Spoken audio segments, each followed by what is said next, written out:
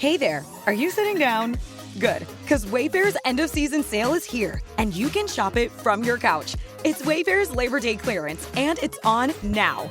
Right now, you can score up to 70% off everything home at Wayfair, like up to 50% off outdoor furniture and decor, and up to 70% off area rugs, plus amazing doorbuster deals, and 24-hour surprise flash deals on Wayfair home finds in every style. And get it all with fast shipping on everything, right to your door.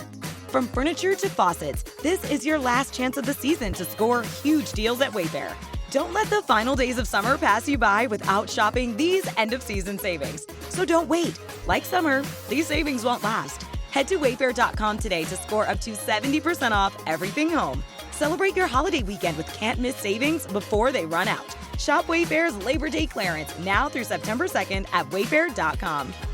Wayfair, every style, every home. Andy, wake up. Won't you please open your eyes? Oh, me. What's going on here? It's the Amos and Andy Show.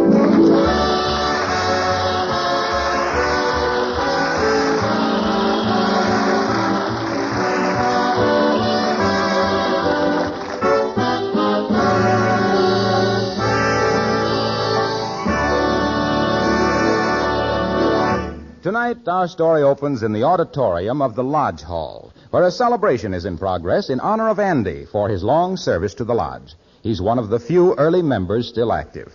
Right now, the Kingfish is on the platform before the members, completing a speech of tribute. Andy is sitting on the stage right in back of him. And so, fellow members, I am proud to pay tribute to our brother here on the platform, Mr. Andrew H. Brown, who has been in our lodge for 20 years. Before Mr. Brown applied for membership with our lodge, the census of opinion was that Andy was a bum. He didn't have no money. He didn't have no business. He never knowed where he was going to sleep from one week to the next. Now, let's look at him now and the progress that he has made in the last 20 years. Today he is, I would say, well, he is, well, he's a fine, healthy-looking man. So, Brother Andrew, on behalf of the membership, we present you as a token of our esteem this brand-new, genuine electric clock which set us back $8.50.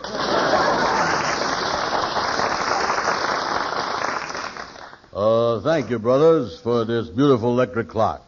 It has done touched me. I don't know what to say, but I feel sure that you brothers would like to know my life's history, taking it right from where I was born up to today, year by year.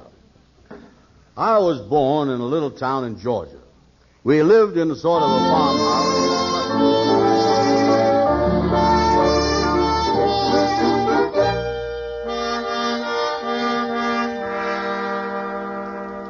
That was some speech that Andy made last night. I bet he must have talked for 2 hours. Yes, Amos, I tell you, I stayed till he was 18 years old, then I left. How long did you stay, Fluky? Well, I stayed till he was 24, and that's about all I could take. I wonder how long Andy spoke there. Well, I tell you, that boy really gets carried away with himself, don't he? Yeah, you're right, Fluky. When I hear Andy get wound up and go into a thing like it done last night, sometimes I wonder if this country ain't making a mistake by having freedom of speech. Well, the trouble with Andy is... Good morning, gentlemen. Good morning. Well, hello there, Brother Andy. Hiya, son. Fluky, get out the way there a second, will you? I want to plug this clock in there and set it up on my desk. Oh, yes, Miss Andy. This show is a nice clock you boys gave me last night for my 20 years anniversary. Oh, yeah. Now, Andy, you got to spin that little wheel in the back of it to get us started. Yeah. Well, don't seem to go. Let's see if you got it plugged in tight here. Yeah, the plug is in good. Yeah, that's funny. A clock that won't run. I wonder what she gets if you was only in the lodge 10 years. Well, I can't understand it. That's an $8.50 clock. It ought to work. Well, I got it plugged in and I done turned the starter. What else can you do? Say, fellas, you know I, as a scientist, I could take it over to my laboratory and smack it a couple of times with a hammer. Hey, wait a minute. I just found this paper in the box that the clock come in. It's a lifetime guarantee. Look here, listen to this. They say here, this clock guaranteed for life against all defects due to faulty material or workmanship. And it's signed by the Wilton Clock Company. Come on, Andy. I'll take you over to the store where we bought it, and we'll show him this guarantee. He got to give us satisfaction.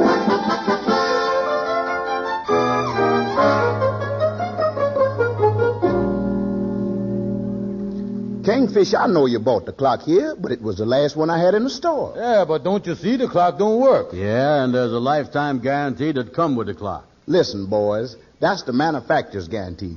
And it so happened that the Wilton Clock Company is right here in New York. Why don't you take it down after them? You can get some quick action. Andy, that looked like the best thing to do.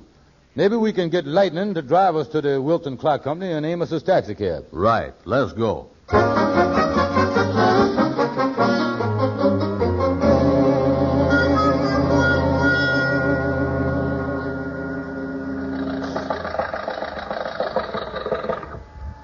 This must be the place that say the Wilton Clock Company up there. Yeah, this is it, all right.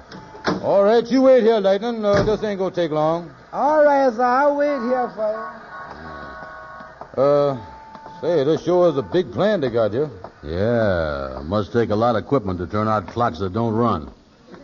Well, Andy, I think that... Halt! That soldier can't be talking to us. No. Halt or I'll shoot! That's us. What do you want? This is a war plant. Well, ain't this the Wilton Clock Company? Yes, but it's been converted into a war production of precision instruments. Oh, yeah, that's it, huh? Well, you see, Mrs. Soldier, the reason we done come down here is that I got a Wilton clock that don't work, and it's got a lifetime guarantee on it. Come on, Andy. Let's get out of here. The lifetime guarantee don't mean much if they're going to shoot you on the way in now. Let's get... Yeah, well, wait a minute, Kingfish. Wait. The company must stand back of their clocks here. They must still do that. Mister, ain't there nobody in there that I could get satisfaction from? Well, Mr. Wilton is still running the plant. I guess you could see him. Yeah, well, thank you, mister. We'll be right with you. Kingfish, we better tell Lightning we'll be a little longer. Look, Andy, why don't we take the clock back to the Harlem store there and exchange it for something else? I don't like the idea of going into a place where everybody ready to shoot at you. Let's do that. Oh, don't be silly. Wait a minute. Hey, Lightning, we just want to tell you that we're going to be in this place a little longer than we thunk we was.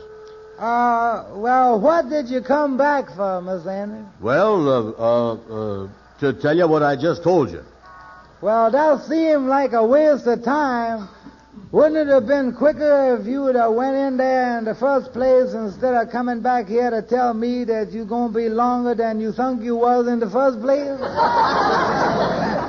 Lightning, this place here is a war plant now. Yeah. Well, if you got to get a clock fixed, then why does he want to go to a war plant? We is going to rob the war plant, Lightning, but don't tell nobody.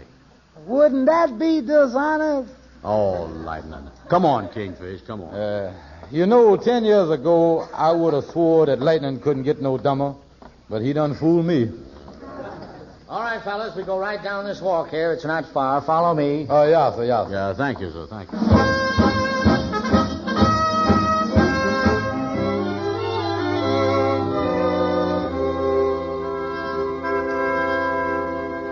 Ralph, I think you've done a wonderful job on this altitude device. Well, thank you, Mr. Wilton. I think if it's successful, it'll be the most important development of the year in combat aviation. The beauty of it is that it can be used on those big B-17 Flying Fortresses or on the P-38 Lightnings. I think they're going to try it out on the P-38 Lightnings first. The principle's very revolutionary, too. The secret of the whole instrument, the actual heart of it, is these two little screws right here. They're made out of that new highly sensitive metal that we developed right here in the lab. Well, I don't have to caution you about guarding all this very carefully, Ralph. I should say not, Mr. Wilton. Now, these are the only two metal screws of this type in existence. And this is the only set of plans, so believe me, I'm taking no chances.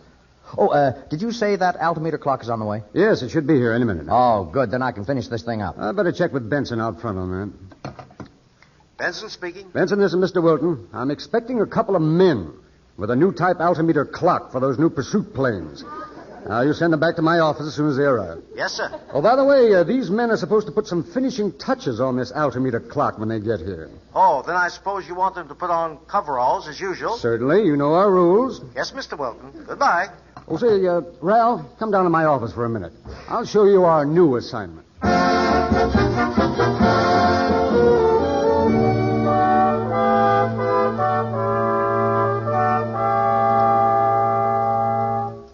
Right over to this window, fellas. Oh, Mr. Benson. Yes? These two men want to see somebody. Will you take care of them? Okay, Sentry. What was it you men wanted? Well, we want to see Mr. Wilton. We got a clock here. Oh, yes. I know all about it. You do? You sure do get around, don't it, Andy? Yeah. Come in through this gate here, please. Yeah, I guess the man at the store must have phoned down and told him about it.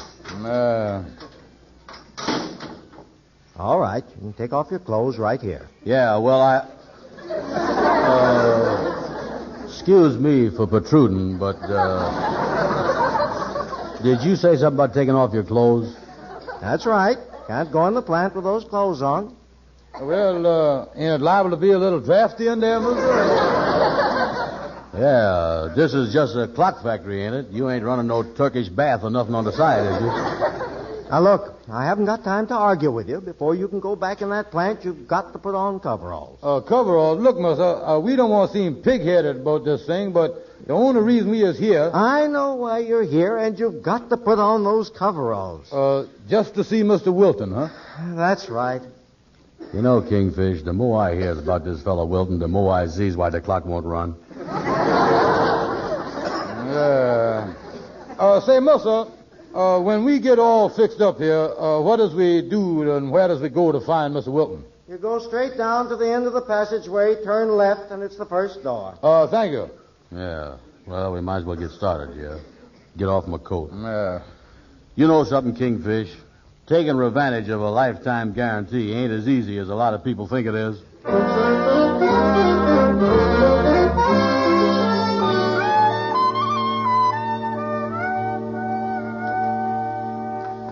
Well, this is the end of the passageway. Did he say turn right or left, ain't it? Oh, seemed to me he say left. No, right. Yeah, that's it, right. Yeah. We turn down here. Then he say the first door. Well, this is it right here. Ain't nobody here. Well, we just better wait around. Miss Wilton most likely be back in a second. Yeah, this don't look like much of an office. Look more like a workroom. Hey, say, I could use them things right there. Oh, what's that, Andy? Those two little screws there. Yeah, the looking glass in my bathroom is coming loose. Yeah, well, go ahead, Andy. Take them if you can use them. They don't want them. Yeah, they ain't got no use for them. I think this size here is 10 for a nickel in the dime store. Yeah, slip them in your pocket there. They must have millions of them. Sure. See, I was just thinking, we liable to be in here a little while yet before we changes our clothes and gets out of here. Maybe we better send Lightning a note and tell him what we're doing so he won't get jumpy out there. Yeah, that's right. Let's write him a note, and we can get somebody to take it out to him. Yeah, here's a pencil here. Guess I use this piece of paper here. Hey, wait a minute. Ain't there something on that paper, Kingfish? Oh, just a bunch of lines. Look like some guy been doodling with a pencil instead of doing his work. One side is blue and... Oh, it's white on the back. I'll write on the back of it. Yeah. I'll say here, Lightning. Mm-hmm. What are you men doing here? You know these men, Ralph? No, but I know they have no business in this laboratory. Well, you see, mister... What are you doing with those plans? Guard! The screws are missing, too. Well, listen, mister. The only reason we come down here is this. Did you call me, Mr. Wilton? Yes. I think we have a couple of dangerous men here. Watch them.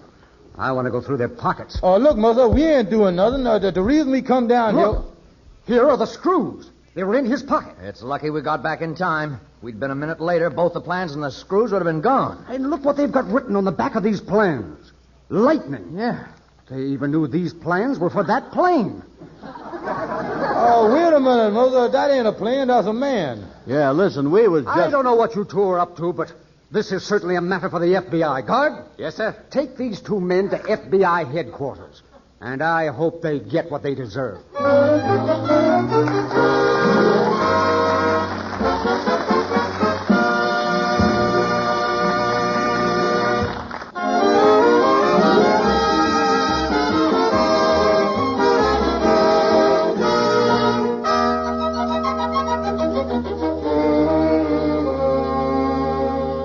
Well, they've got Andy and the Kingfish down at FBI headquarters. The FBI agents are giving them a complete examination and taking them through a routine checkup before bringing them in for questioning.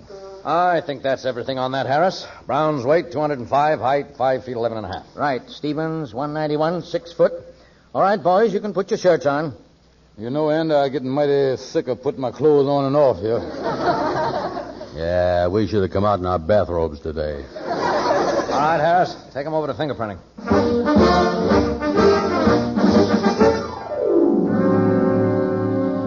All right, give me a hand. Just relax, I'll do it. Look, mister, you don't have to take no fingerprints.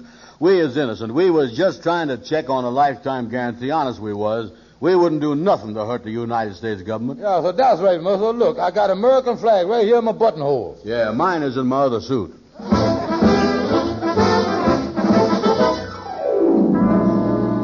All right, Harris, turn them around now. I want to get a profile. Mister, you ain't got to take our pictures. Yeah, nobody believes us, but we ain't done nothing wrong. Yes, sir.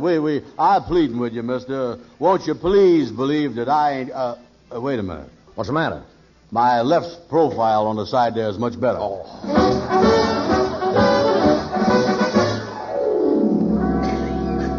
Well, Harris, what did you find? Nothing, Chief. Their records are as clean as a whistle. Well, you know, there's always a first time. This is the complete file. Fingerprints, pictures, and everything, huh? That's right. All right, bring them in. Yes, sir. Come in here, you men. Yes, sir. Yes, sir. Yeah, we coming. Sit down. Mister, we've been trying to tell all your assistants here that they is making a mistake. Yeah, just like I say, mister, I wouldn't do nothing to hurt the government. I, as a patriotic man, I, as one of the earliest American settlers in our apartment house, I wouldn't do nothing. All right, but look, try to remember that you're... Hello? Hello, Chief. We picked up those 3 fellas from Harlem. You know, friends of the men you've got inside there. Oh, yes. I want to question them. I'll be right out. Mister, you don't really think that we meant to steal that stuff in the workroom there, do you? Well, frankly, boys, I don't. But we've got to make these routine investigations to make sure. Pardon me a moment. Yeah, well, that's a relief. We'll wait right here. How do you do, men? My name is Hood. I'm in charge here. Hennessy, did you get their names? Yes, that's Amos Jones. That's Henry Van Porter. This fellow they call Lightning. Man we thought was a plane. Mm-hmm. And you're friends of Brown and Stevens, is that right? Yes, to tell you the truth, they is our best friends, mister. Yes, we've known them for many years, and if there's any information you want, we would be only too happy to divulge it. I see. Well, what about you? You're the fellow that drove them down to the plant, aren't you? Yes, I the fellow that drove them down to the plant in the taxi cab. While I was waiting for them, they never did come out. And I waited for 2 hours for them. And then I whizzed on home. I see. Well, tell me, what do you know about these men as far as their reputations go? Well, mister, I tell you the truth. I know they're liable to get into a little scrape now and then like anybody's liable to do, but I can tell you this, that they would never do anything against the federal government. I know it's that. Why, certainly not. From my own personal contact with them, I know that they has always felt that crime was in bad taste. I don't know what they're accused of, mister, but I sure it must be some mistake around here. In other words, you men all feel positive that Stevens and Brown would do nothing against the law. Yes, sir. I would swear to that. Yes, sir. Except for one thing, but, well, I guess I better not say nothing about that, though. Well, what is it? Remember, you've got to tell the truth here. Well, I wouldn't want, I wouldn't like for you to repeat this, because Mr. Brown told me not to say nothing about it. But when he left the cab, he said he was going in to rob a war plant. Oh, now we've got something to go on.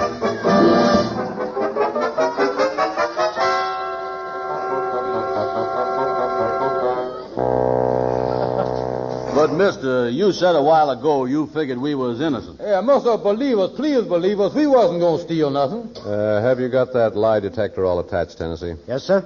Take this thing off me, will you please, mister? Take it off. I'll tell you the truth. I'll tell you the truth. Brown, I'm going to ask you some questions. And if you don't tell the truth, This lie detector will show just when you're lying. Wait a minute, mister, that ain't fair. This lie detector don't know nothing about the case. This machine records your emotional reactions. And no matter how hard you try to conceal your feelings, you can't fool it. This machine transposes your emotional vibrations into sound. I'll turn it on now.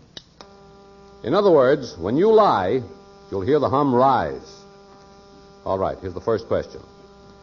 Your true name is Andrew H. Brown. Is that right? Yes, sir. Have you ever used any other name? No, sir. Why did you try to steal those plans? Well, I didn't try to steal them, Mr. Honest, I didn't, honest. Well, I didn't hear no rise in the hum, mister. Of course not. I never told a lie in my life.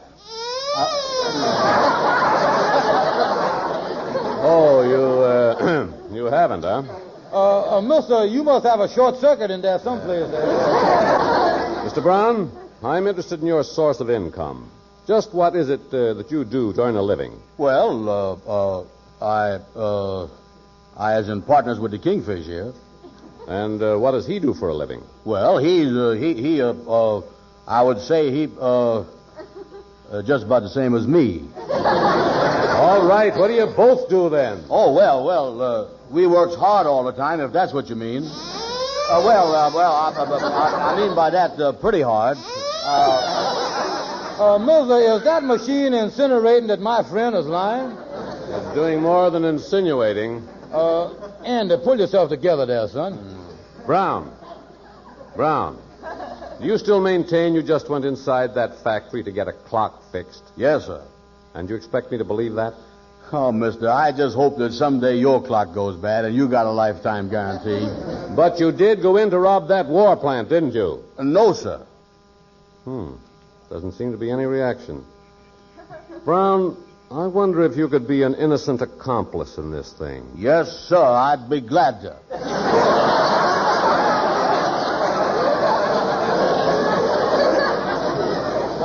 Yes, sir, and I'd be glad to be an innocent accomplice, too. Remember, I was his partner. No, you don't quite understand. What I mean is it possible that this so-called friend of yours, the Kingfish, is the mastermind and is just using you for a tool? Now, wait a minute. Brown, have you ever known the Kingfish to do anything dishonest? Oh, hold it, Andy, hold it.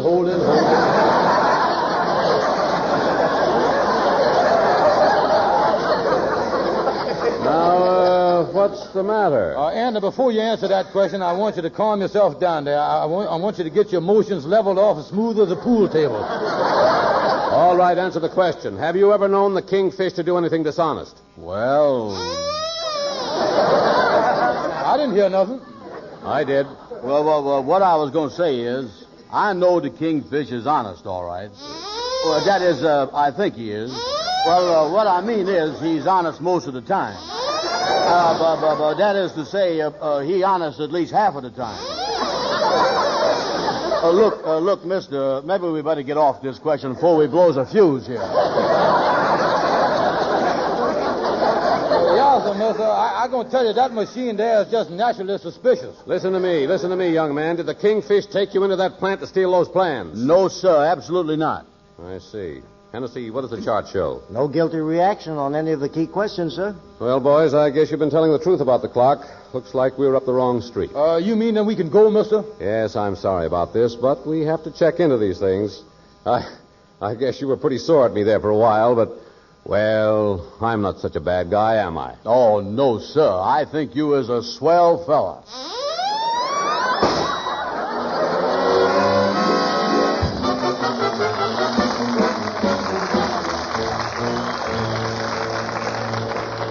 I tell you, Amos, I'm going to split this whole thing wide open and let people know what's going on here in this country. Well, now, take it easy, Andy. Take it easy, nothing. I gets electric clock with a lifetime guarantee.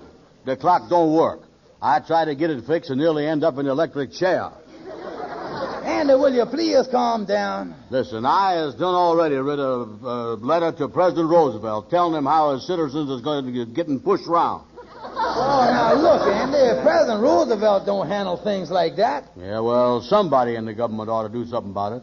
What is I paying all these taxes for that I would pay if I was paying any?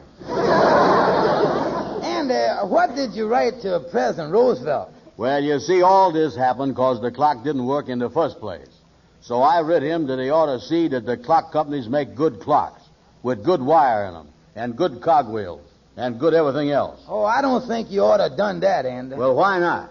Like I say, if that clock would have worked in the office this morning, it would have saved everybody a lot of trouble. Oh, wait a minute. Come in, Lightning. What'd they say, Lightning? Well, Miss Andy, I took the clock over to the electric company, and they say there ain't nothing wrong with the clock as you. Me? Yeah, you ain't paid your bill for 2 months, and your electricity been turned off.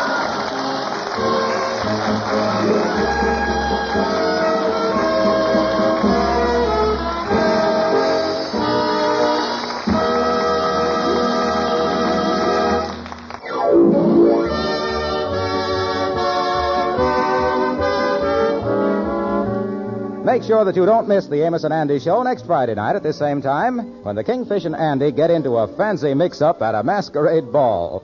Our program is broadcast to our armed forces everywhere. This is Harlow Wilcox. And before I say goodnight, here's one more thing. You know, there's only one reason that we keep asking you to turn in your waste fats. That reason is that the need is urgent. So urgent that it's one of your most important jobs. It doesn't matter how many times they've been used. Those fats will yield crystal clear essential material for ammunition and medicine. Your meat dealer will pay you and give you 2 red points for every pound of used fat you turn in. Not in a glass container, please. Any tin can will do. Thank you, and good night.